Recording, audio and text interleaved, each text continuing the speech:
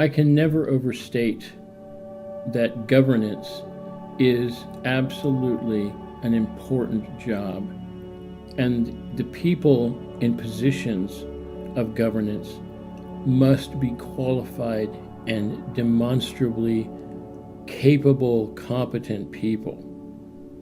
Now, we all know that the politics of the United States across the board is a pretty ugly thing, more often than not. And that's a shame, because we are paying the price as the people who put our trust in these types of folks. One of the most critical things I believe everyone should always consider when thinking about the track records and behaviors of their so-called leaders, political leaders, is how they handle the money. Now, most people I know, most working people of all layers, and I mean this from the working class all the way up to the upper middle class, and even to the very wealthy. The subject of taxes is always an emotional one. Basically, there is the tacit understanding that money, whether you're considering it for use in your own cities or the state or even the country, is important. How it's being applied, perhaps even grown a bit in the form of governmental investment so that they can increase the government coffers in order to maintain all of the important elements that keep a country together and working. Most importantly, infrastructure, for example, is quite important. Now, the more tangible aspects are clear, potable water, roads, police forces, military, and on and on, and of course the money required, the administrative cost of managing all of that. All of this is factored in. It's quite complex. However, it's not rocket science. It's just a lot to deal with. Now consider the misuse of that money. Like, for example, what we did with the Taliban. $85 billion worth of military equipment just left behind as though we can afford that.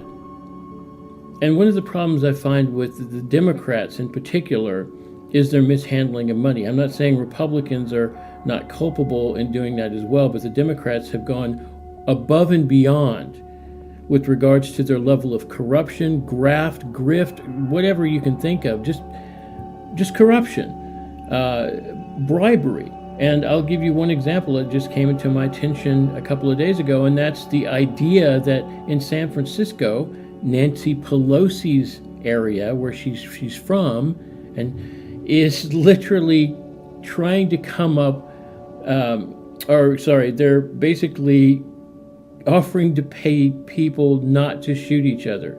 How absolutely appallingly ridiculous is that?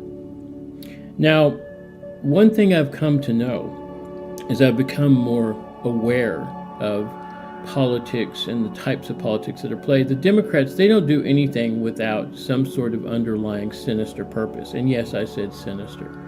They're, by and large, the most power-hungry party in this country. They're willing to sacrifice your money, my money, our safety, so that they can remain in power. And I don't know how much more needs to be shown to people for this to be so obvious.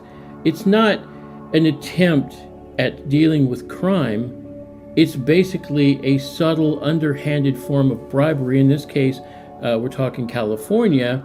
So I can only surmise that part of that has to do with affecting voter results, because the majority of the time, that's all they're really concerned about. The importing of illegal aliens and the attempt to undermine our voting system by claiming that requiring an ID shouldn't be necessary for voting should tell you everything you need to know. They would very much like these illegal immigrants to actually come in and vote for them. There were literally immigrants at the border with Biden t-shirts, something to the effect of, "Biden, please let me in." That should tell you even more. Now, if you are a Democrat supporter, you just need to understand something. If you're going to continue to be a Democrat supporter, then it's important to note that people are going to see you as the enemy, because that means that you support these insane policies.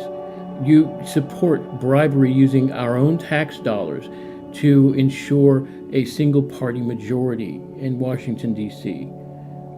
You also support the other ancillary issues that come with, for example, importing a couple of million people. I mean, so far I need to check on the numbers, but it's huge, unprecedented, more in this year than ever before, and all the problems that come with that, because not every single one of those people is an honest to God refugee or somebody trying to, either they're looking for better economic opportunities, or they're fleeing some tyranny, but we're also importing terrorists and cartel members and people from all the other countries other than Mexico and South America. You've got people from literally oceans away making their way through that route.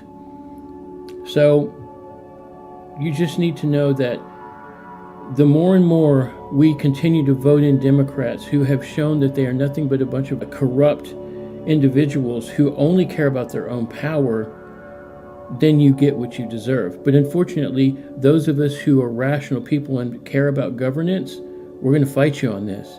We're going to make damn sure that we vote them out.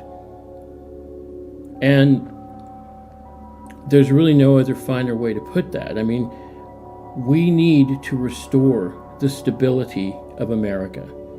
Many people are suffering. Hell, I'm suffering right now. And I feel for others. What used to make us strong was our caring about each other.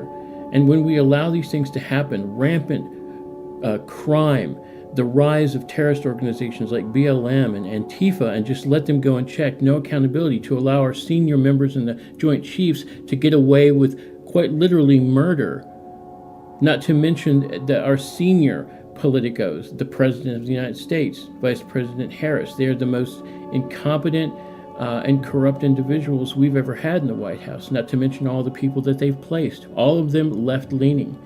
If it's not apparent to you now, the left has absolutely zero interest in maintaining the great experiment known as the United States of America. Think on that, and we'll see you again next time.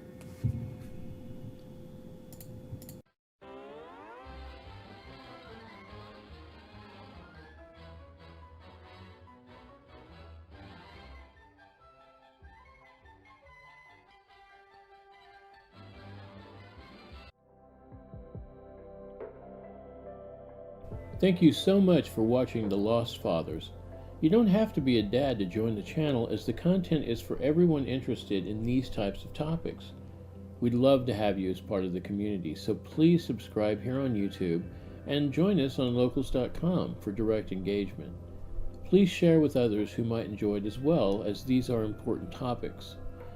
And if you do happen to be a divorced dad or estranged father, I would love to hear from you, as I'm looking to do interviews in the future of fathers and get their real stories.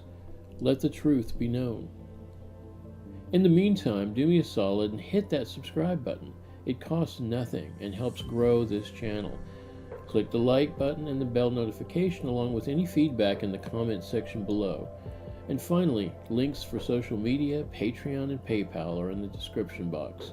Have a peaceful and productive day, and we'll see you again.